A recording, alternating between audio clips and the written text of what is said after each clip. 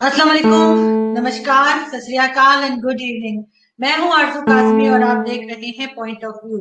आज ही हम बात करेंगे स्ट्रीट चिल्ड्रन की, एजुकेशन की बात करेंगे, कल्चर की बात करेंगे, म्यूजिक, ड्रामा सीरीज और बहुत सारी चीजें जिसमें हम ऑब्वियसली पॉलिटिक्स भी डिस्कस होगी।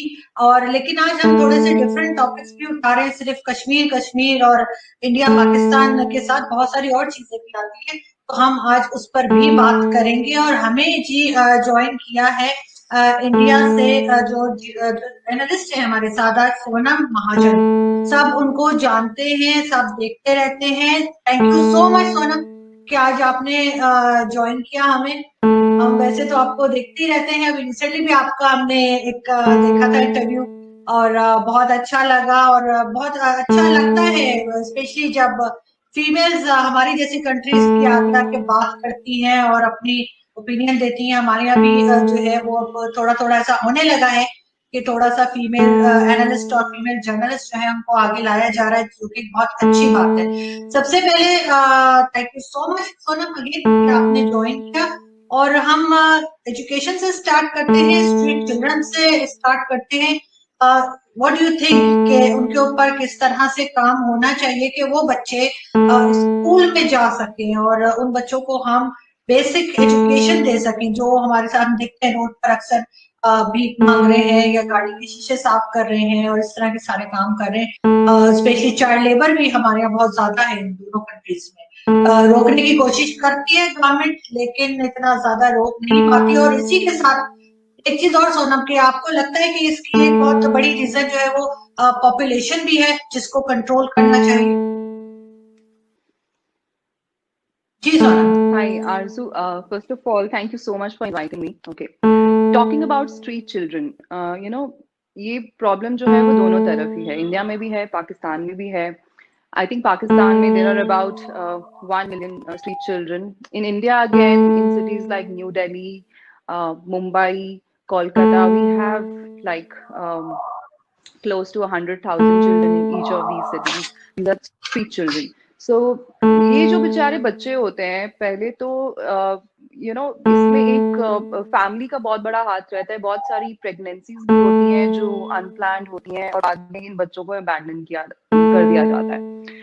एक और भी रीजन है कि मतलब इन बच्चों को गलियों में छोड़ दिया जाता है कि जो माँ बाप होते हैं वो इनका खर्चा नहीं उठा पाते। तो definitely population is one issue. दूसरी बात, ये मुझे जो मेन जो कंसर्निंग चीज लगती है वो ये लगता है कि you know specially in Pakistan तो religious radicalization is also a big problem. तो मतलब ऑल ओवर द वर्ल्ड ये बच्चे जो होते हैं जो स्ट्रीट्स में रहते हैं, दे आर वेरी वल्नरेबल। ये काफी बेचारे अपना टफ एक एक्सटीरियर भी बना लेते हैं ताकि लोग इनकी वल्नरेबिलिटीज को एक्सप्लॉइट ना कर पाए। But there are bad people everywhere. तो बहुत बार ऐसा होता है कि ये बच्चे बेचारे सेक्सुअल अब्यूज या इमोशनल अब्यूज का शिकार बनते हैं। कई बार इनको ऐसे फोर्सफुली डिटेन भी कर दिया जाता है और डिटेंशन में भी इनके साथ बहुत चीजें होती हैं। तो talking about solution, I think हमारे यहाँ भी बहुत सारे ऐसे ह्यूमन राइट्स ग्रुप्स हैं जिन्होंने सजेस्ट किया है सरकार को कि इन बच्चों को भी इनका भी एक सेंसस किया जाए ताकि इनका पूरा डेटा जो है वो हमारी सरकारों के पास, एनजीओ के पास हो, so that we can frame very specific programs and policies. ये जो बच्चे हैं इनको हेल्थ और न्यूट्रिशन का भी बहुत इशू रहता है, जिसकी वजह से जब ये मतलब by the time they enter adulthood बहुत सारी इनमें माल न्यूट्रिशन के प्रॉब्लम्स होते हैं या हेल्थ के इश्यूज होते हैं। Basically these children are manifestation of societal malfunctioning. तो इसको सिर्फ हम जो सरकार है वही इसके साथ डील नहीं कर सकती है।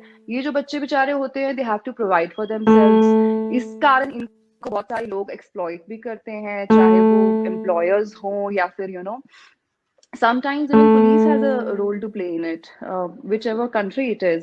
तो ये बहुत ही बेचारे मीनल जॉब्स में लग जाते हैं, जैसे स्कैवेंजिंग में लग जाएंगे या फिर चाय के कप धोना, खाने के भी इनके पास पैसे नहीं होते हैं। तो इस कारण से बहुत सारे ये बच्चे जो हैं ये ट्रैफिकिंग का भी शिकार हो जाते हैं। ये लोग ऐसे ही प्रोफेशंस में आ जाते हैं, इनको सेक्स वर्कर्स बना दिया जाता है। तो आई थिंक इसको सिर्फ हम पॉपुलेशन के हवाले से इसके साथ डील नहीं कर सकते।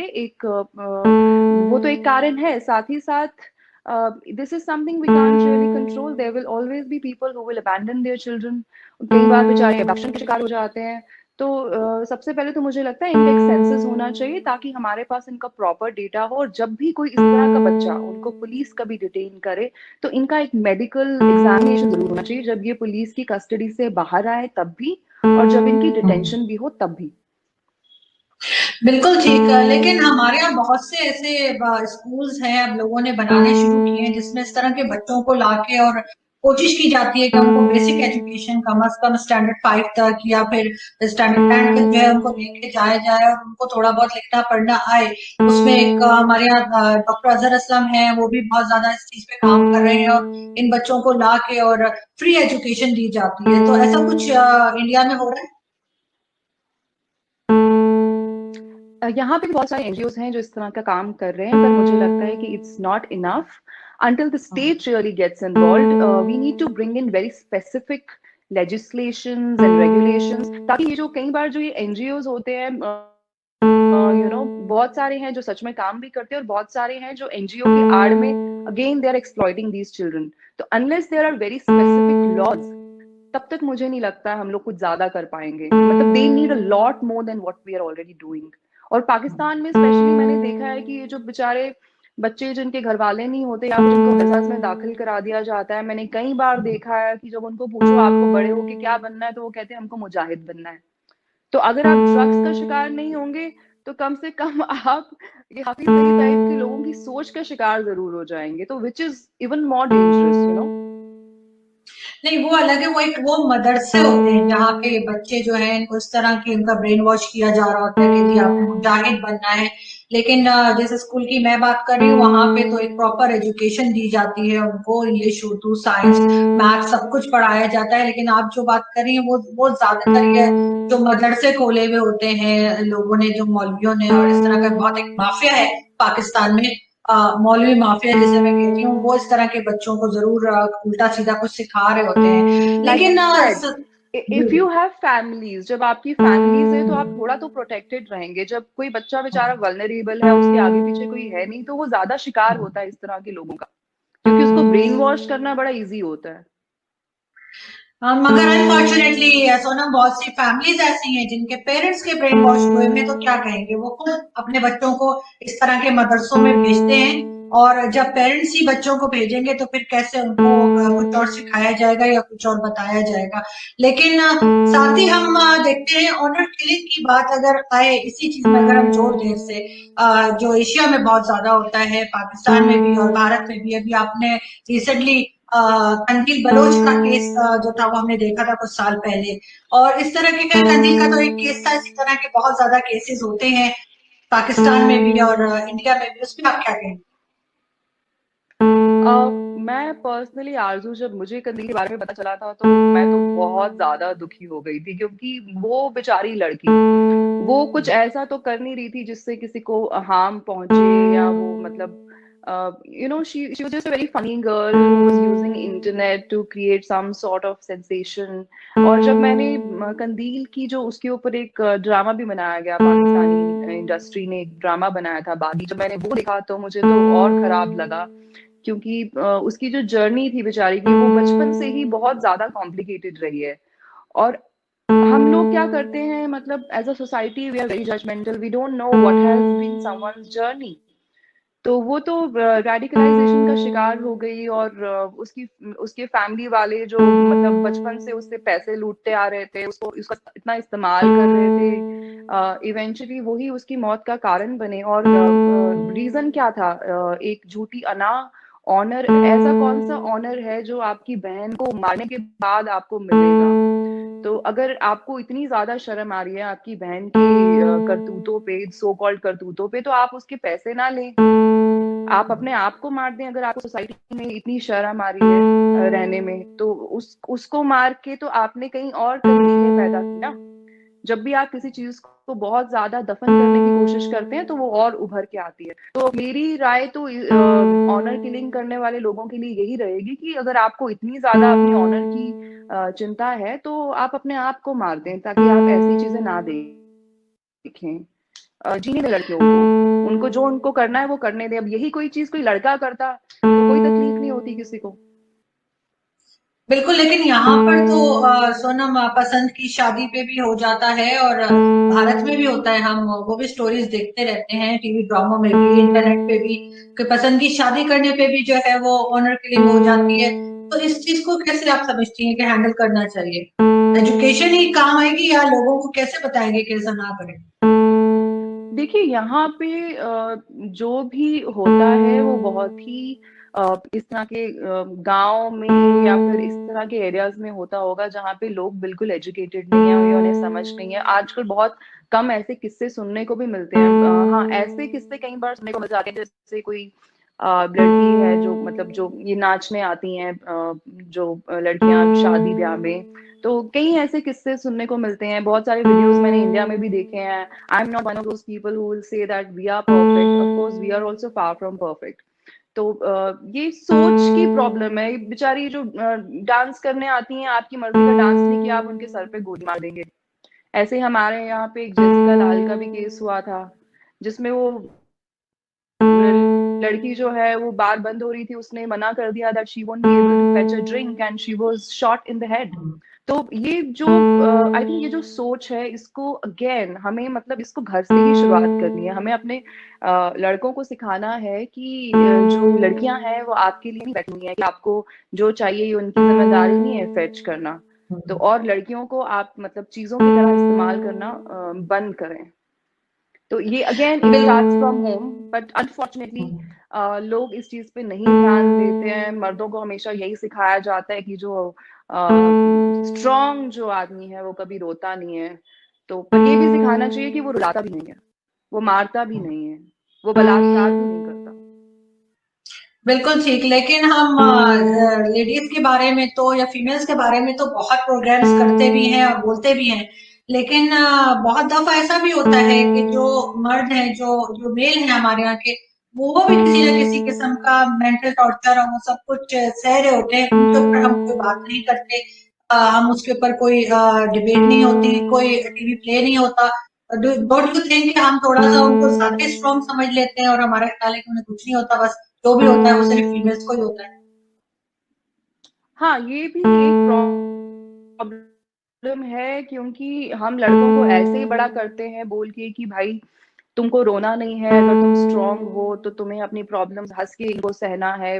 मतलब we should start treating human beings as human beings instead of women and men. We should imbibe the right values. और आई थिंक इसमें कोई कमजोरी की बात नहीं है अगर कोई मर्द रोए या अपनी प्रॉब्लम शेयर करे। मुझे नहीं लगता ये किसी तरह की भी कमजोरी का ये साइन है। और we need to change our thinking कि लड़कों को भी हमें ये चीज समझानी चाहिए कि you are as emotional, you're as human as a woman is, and there's no harm in expressing yourself. I think उससे बहुत हद तक ये प्रॉब्लम सॉल्व हो सकती है, क्योंकि जो लड़के होते हैं वो they at least women they speak out, वो एक लोग एक दूसरे से बात करती हैं। बट जो मर्द होते हैं उनको जैसे कहते हैं मर्द को कभी दर्द नहीं होता, तो बेचारे ना तो अपनी बात कर पाते हैं। उनको लगता है कि अगर हमने अपने किसी दोस्त से भी बात की तो मजाक उड़ाएगा। मतलब लड़कों का ब्रेकअप भी होता है तो वो ज्यादा बात नहीं करते, क्योंकि उनके खुद के ही दोस्त उनका मजाक उड़ाते हैं कि अरे क्या यार, एक लड़की चली गई तो तू रोने बैठ गया है, कोई बात नहीं, एक आएगी एक जाएगी। तो I think we need to be more considerate in general, you know, and exactly. Let them continue. बिल्कुल, और इससे पहले मैं नेक्स्ट क्वेश्चन पे जाऊं, सबसे पहले मैं अपने जो हमारे व्यूअर्स हैं उनसे कहना चाहूंगी कि थैंक यू सो मच कि आप लोगों को जो है वो लेफ्टिनेंट जनरल असद दुरानी का इंटरव्यू पसंद आया, और मैंने उनकी आवाज कहीं म्यूट नहीं की थी। एक दो दिन से हमारा अपना इंटरनेट कुछ ठीक नहीं चल रहा पाकिस्तान में, इस्लामाबाद में, जिसकी वजह से आपको कभी कभी ऑडियो का इश्यू आता है। वरना मेरी बिल्कुल आदत नहीं कि मैं किसी की बात को भी म्यूट करूं, और वो भी ISI की चीफ की। कुछ तो खुदा का खौफ करें आप लोग। तो अगेन सोनम, आपसे जब मेरी बात हुई थी तो आपने बताया कि आप टीवी ड्रामास देखती हैं, टीवी प्लेस जो है पाकिस्तान के। और तो कुछ बताइए कि कैसे, मतलब आपको कैसे लगते हैं कि पहले वाले शोज अच्छे होते थे या अब सीरियल अच्छे होते हैं? वैसे जो बागी आप कह रही थी वो मैंने भी देखा था, मैं बहुत कम देखा था, लेकिन उसमें सबा कमर थी और वो मुझे वाकई में बहुत अच्छा लगा था, और वो देखकर वाकई में कंधील से और ज्यादा हमदर्दी हो रही थी। तो आप किस किस्म के सीरियल्स पसंद करती हैं पाकिस्तान के? और इंडिया से भी कुछ आते हैं? एक मैं सिर्फ एक ही देखती हूँ, सावधान इंडिया, उसमें वो क्राइम स्टोरीज होती है, तो वो बस मुझे कुछ थोड़ा सा ट्राई करती है, और हर स्टोरी देखने के बाद मुझे लगता है कि मेरे साथ यही कुछ हो रहा है। तो वो आप बताइए कि आपको किस तरह के सीरियल्स पसंद है, और एक्टर कौन से पसंद है हमारे? एक्टर्स में मुझे एक्टर्स में सनम सईद बहुत पसंद है, मुझे माया अली बहुत पसंद है, और बहुत सारे सीनियर मेल एक्टर्स भी हैं। एक है, उनका शायद मुझे नाम दिमाग में नहीं आ रहा है, आई थिंक वो अभी रिसेंटली सबत रिलीज हुआ था, जिन्होंने मावरा के फादर का रोल निभाया था। और मेल एक्टर्स में मुझे एहसन खान ठीक लगते हैं, और मुझे नुमान इजाज बहुत पसंद है, specially after I watch Jackson Heights. मतलब मुझे उनके शोज बहुत अच्छे लगते हैं, उनका संगे मरमर में भी काम मुझे बहुत पसंद आया। इनफैक्ट मैंने पाकिस्तानी सीरियल्स देखना शुरू किया जब इंडिया में जिंदगी लॉन्च हुआ था, और यहाँ पे बहुत सारे पाकिस्तानी शोज चल रहे थे जो बंद हो गए उरी हमले के बाद, फॉर द ऑब्वियस रीजंस। तो मतलब that's how I started watching it, and I regularly watch Pakistani shows. मुझे स्पेशली महरीन जबार का काम बहुत अच्छा लगता है। कुछ एक्टर्स हैं पाकिस्तान में जो काफी, मतलब जिनका नाम काफी है, बट वो मुझे थोड़े से ओवररेटेड भी लगते हैं, जैसे हुमायूं सैयद साहब हो गए। वो वैसे भी बड़ा खुश भी रहते हैं, किसी तरह की बिगेटरी उनको जरूर अपने काम में ऐड करनी होती है। उन्होंने दिल लगी बनाया तो उसमें भी उनको सोमनाथ मंदिर बहुत याद आया। फिर अभी ऐदे वफा में भी उनको एंड में उनका एक एपिसोड डाल दिया गया, जहाँ पे उनको अभिनंदन साहब का जिक्र करना था, उनको ह्यूमिलिएट करना था। इस तरह से हमने तो 90,000 आपके सोल्जर्स जो हैं लौटाए थे। हमने आज तक उनके ऊपर कोई फिल्म नहीं बनाई, क्योंकि you know, somebody who's donning a uniform and working for his country and fighting for his country, we respect them. तो हमें सिर्फ प्रॉब्लम है नॉन स्टेट एक्टर्स से। अगर जो भी हमारे यहाँ पे आज तक प्रिजनर्स ऑफ वॉर रहे हैं, हमने उनको अटमोस्ट डिग्निटी के साथ उनको हमने ट्रीट किया है। इवन हमारी टेलीविजन या आर्टिस्टिक इंडस्ट्री ने कभी उनको ह्यूमिलिएट नहीं किया। तो मुझे कहीं ना कहीं लगता है कि एक मिनट, आपकी आवाज नहीं आ रही।